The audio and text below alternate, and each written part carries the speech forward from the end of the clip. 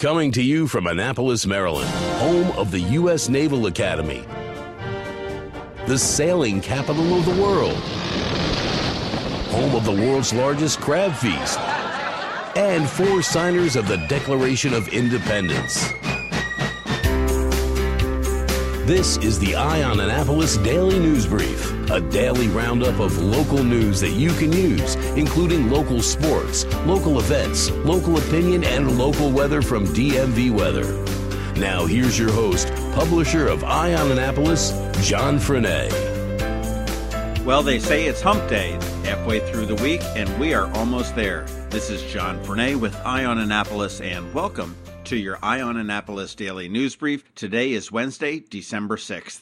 Annapolis Mayor Gavin Buckley didn't waste any time making some appointments. On his first official day as mayor of the city of Annapolis, Buckley announced the following senior staff with some familiar names and some new ones. Tom Andrews will remain as city manager. Buckley's treasurer, Jane Hruska, is going to be chief of staff. Janice Hayes Williams, who currently works for County Councilman Chris Trumbauer, will be brought on as constituent services director and ombudsman. William Rowell, who emceed the inaugural, is going to be the Public Engagement and Community Relations Director. Susan O'Brien has been named Communications Director, ousting Rhonda Wardlaw. Felicia Nolan will remain as Development and Events Specialist. Eva Benbenga is an Administrative Assistant. Larry Griffin will come in as the African American Community Specialist, and I believe he is replacing Tony Spencer in that position. And the Hispanic Community Specialist is still vacant. The mayor is spending his first days in office meeting with individual city departments and reviewing top issues facing the city in coming weeks, including budget prep and union negotiation, and he does intend to meet with each member of the council as soon as possible.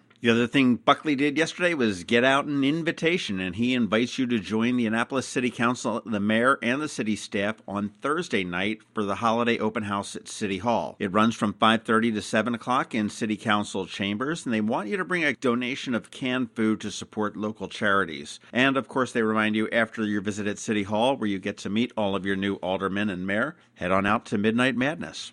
This ought to be a fun one to watch. St. Anne's Church has applied to the Historic Preservation Commission to allow them to put 8 cell towers in the steeple. The catch? The wooden shutters that are on the steeple block radio frequencies, and they're going to need to be replaced with a, quote, composite material, which I assume means like fiberglass.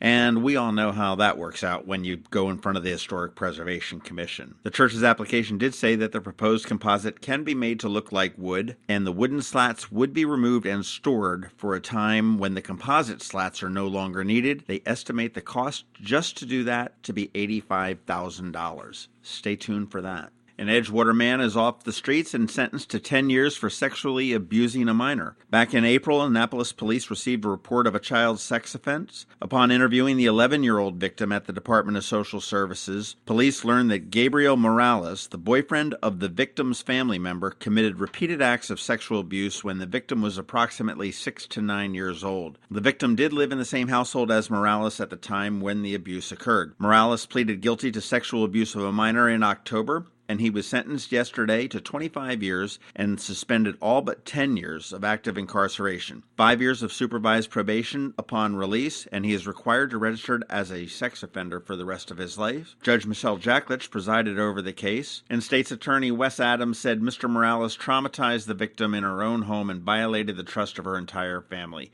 I'm grateful to Judge Jacklich for passing such a strong sentence and applaud the victim's courage in reporting this crime and allowing my office to advocate for justice on her behalf. Good news out of the state's attorney's office.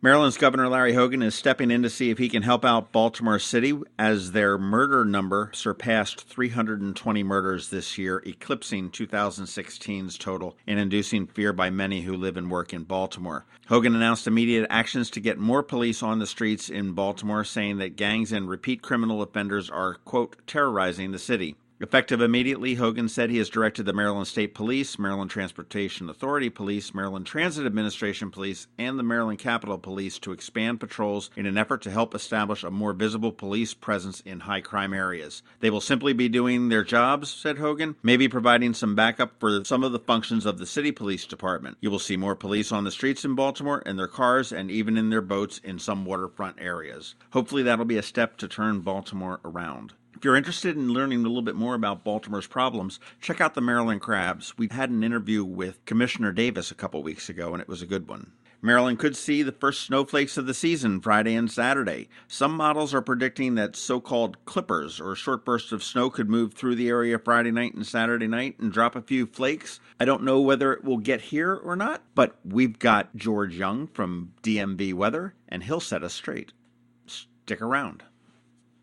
Did you know that more than 1,200 mental health patients had to be transferred last year by AAMC to facilities outside our area because these facilities do not exist right here in our own area? Denim and Diamonds is a fabulous, fun evening under the stars to support expanding mental health care in our community. AAMC Foundation proudly thanks RxNT for their generous $50,000 exclusive presenting sponsorship. Get more info at AAMCDenimandDiamonds.org. This is Maryland. The weather can be nearly unpredictable. We've got George Young from DMV Weather in Annapolis to sort it all out. Hey everyone, this is George from DMV Weather. Here's your Annapolis forecast for Wednesday, December 6th. We forecasted a target high temp of 54 degrees for both downtown Annapolis and BWI Airport today, but that came with the caveat that those high temps would likely be at or just after midnight, and that actual daytime temps would likely end up in the 40s, which we're seeing already as temps have already dropped from the mid-50s around midnight into the upper 30s and low 40s across Anne Arundel County this morning, as a strong and much cooler airflow from the west-northwest is coming into the region, as opposed to yesterday's warm airflow from the south-southwest. And once this new air mass moves in later today and tonight, as the cold front clears the area to the east, the Annapolis area will see several days of well below average temperatures with highs in the 40s and even 30s all the way into early next week. As for those snow chances we talked about a couple of times recently, they still exist, and here's how. Chance number 1 is Friday afternoon or Friday night, and that involves a possible low-pressure center forming to our southeast along the cold front that's moving through the area today, which will become stationary off the coastline maybe later tonight or tomorrow. And then that low pressure will move northeast, which could bring the area the first snowflakes of the year should the storm form close enough to the coast. At this point, we expect it'll be just a little too far offshore and that we might just see a few flurries or some snow showers out of it, but 25 to 50 miles difference of the position of the low pressure center will make all the difference in the world of the result. So we'll just have to see where today's cold front ultimately sets up offshore to know just how close the storm will be to Annapolis. Chance number 2 would be Saturday night as a small piece of energy in the upper atmosphere moves overhead, which could likely bring some snow showers at best. So stay tuned for updates throughout the next several days as we settle into a potentially active and definitely much colder period of weather in the Annapolis region.